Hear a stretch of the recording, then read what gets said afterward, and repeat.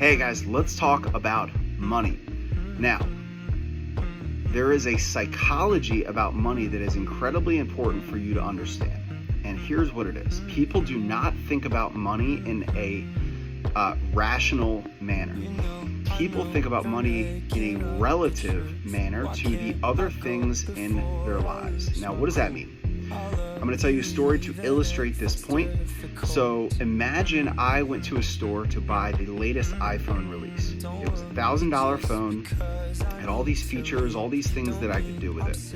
So I go to the AT&T store and I go to buy the iPhone 37 or whatever the newest model is, and I'm about to write a check for $1,000 or swipe my credit card, and the guy at the store is like, listen, I'm not supposed to say this, but 10 minutes down the road, there's another store, Verizon store, that you can get this phone for $10 cheaper.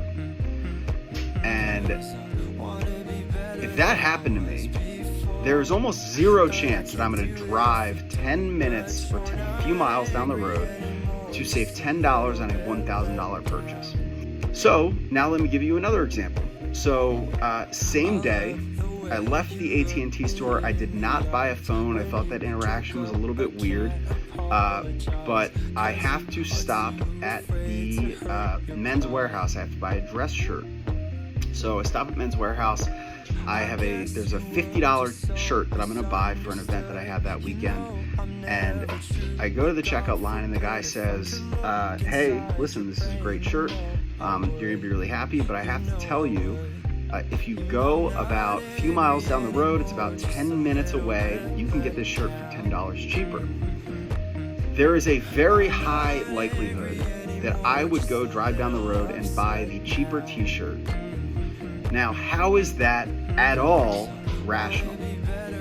In both scenarios, a $1,000 iPhone and a $50 shirt, am I saving $10? It is not rational. In our minds, we rationalize it because relative to the cost, it is a much bigger discount to save $10 on a $50 t-shirt than $10 on a $1,000 iPhone. It's a 1% savings versus a 20% savings.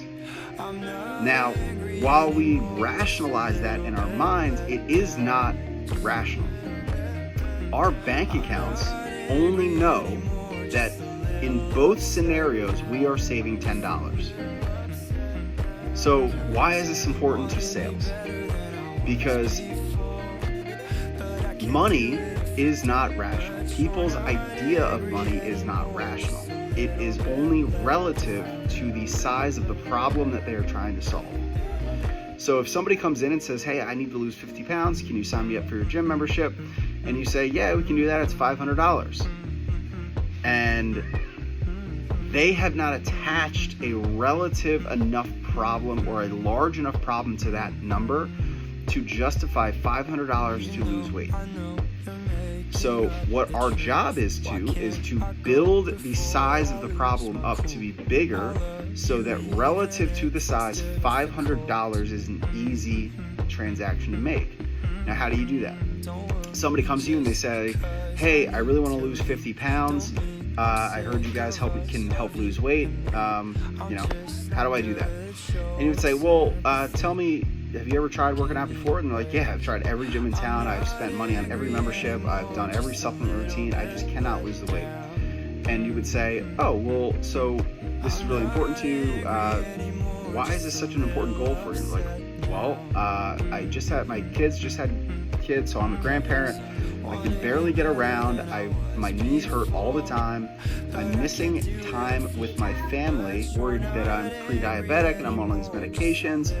And you would say, oh, what medications are you on? And she's going to tell you, I'm on cholesterol meds, blood pressure meds, I'm on insulin, all these things that cost a lot of money. And so now you're building up the problem, right? You're building the size of the problem that has always been there. You're not making any of this up. It has always been there, but it has never had a light shined on it. And that is your role as a salesperson, is to shine a light on the problem and remind them how important it is to get a real solution.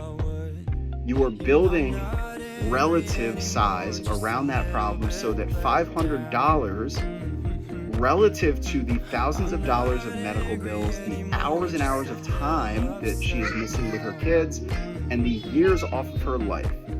When you illustrate that, $500 is absolutely a drop in a bucket compared to all of that. And it would be a disservice to let somebody leave a call, leave a consult, leave an interaction without knowing how important it is for them to get help.